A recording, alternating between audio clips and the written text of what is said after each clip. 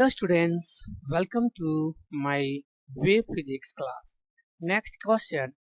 In a potentiometer arrangement, a cell of EMF 1.5 volt gives a valence point at 27 cm length of wire. If cell is replaced by another cell and valence point shift to 54 cm, the EMF of the second cell is. Question हमारा यहाँ पे कर रहा है कि एक potentiometer का arrangement है जिसमें एक सेल लगाया है जिसका ईएमएफ वैल्यू जो है वह 1.5 वोल्ट है। उस केस में जो लेंथ ऑफ वायर है उसमें जो बैलेंस पॉइंट हमको मिल रहा है वह 27 सेंटीमीटर पर मिल रहा है, लेकिन कर रहा है कि जो 1.5 वोल्ट का जो सेल है उसके जगह हम दूसरा सेल जो है वह लगा दे रहे हैं रिप्लेस करके। ओके, तो उस केस में जो हमको बैलेंस पॉइंट मिल रहा है लेंथ ऑफ वायर में वह 54 सेंटीमीटर पर मिल रहा है कि जो सेल हमने रिप्लेस करके लगाया है उस सेल का मतलब सेकंड सेल का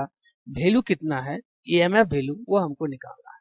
ओके, तो सॉल्यूशन में हम यहाँ पे देखेंगे कि जो ईएमएफ वैल्यू होता है वह डायरेक्टली प्रोपोर्शनल होता है एल का, लेंथ ऑफ वायर का। ओके, जहाँ पर हमको बैलेंस पॉइंट मिलता है। तो यहाँ भी हम देख लेते हैं पहले क्वेश्चन में जो गिवन क्वांटिटी है वह हमारा ईएमएफ जो वैल्यू दिया है सेल C1 का वह है, जिसको हम E1 मान लेते हैं, वह है 1.5 वोल्ट। ओके, और उस केस में जो हमारा बैलेंस पॉइंट मिल रहा है जो लेंथ ऑफ वायर में उसको अगर हम लेते हैं L1 तो वह है 27 सेंटीमीटर। ओके, और L2 जो मिल रहा है जब हम 1.5 वोल्ट सेल को जो है वह रिप्लेस कर रहे हैं उसके बाद वह मिल रहा है 54 सेंटीमीटर पर। तो हमको जो है वह ईएमएफ वैल्यू जो निकालना है वह सेकंड सेल का निकालना है। तो यहाँ पर हम क्या करेंगे कि इसका जो है वह हम दोनों का रेशियो ले लेते हैं। ओके, तो रेशियो हमारा हो जाएगा EMF2 बाय EMF1 और इक्वल टू हो जाएगा L2 बाय L1।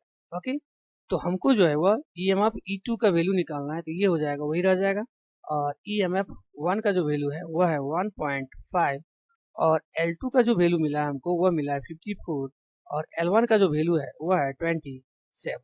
तो EMF2 का जो वैल्यू निकल जाएगा वह हो जाएगा 54 इंटू 1.5 बाय 27। ओके, ये जो है 27 1 से और 54 जो है वह 2 से हमारा कैंसिल हो जाएगा। यहाँ पे हो जाएगा 1.5 इंटू 2। ओके, तो ईएमएफ वैल्यू जो सेकंड सेल है वह मिल जाएगा E2 equal to 3 volt. Okay, जो आंसर हो जाएगा इस क्वेश्चन का, और ऑप्शन जो है वह ए नंबर ऑप्शन जो है वह करेक्ट ऑप्शन है। Okay, thank you all of you.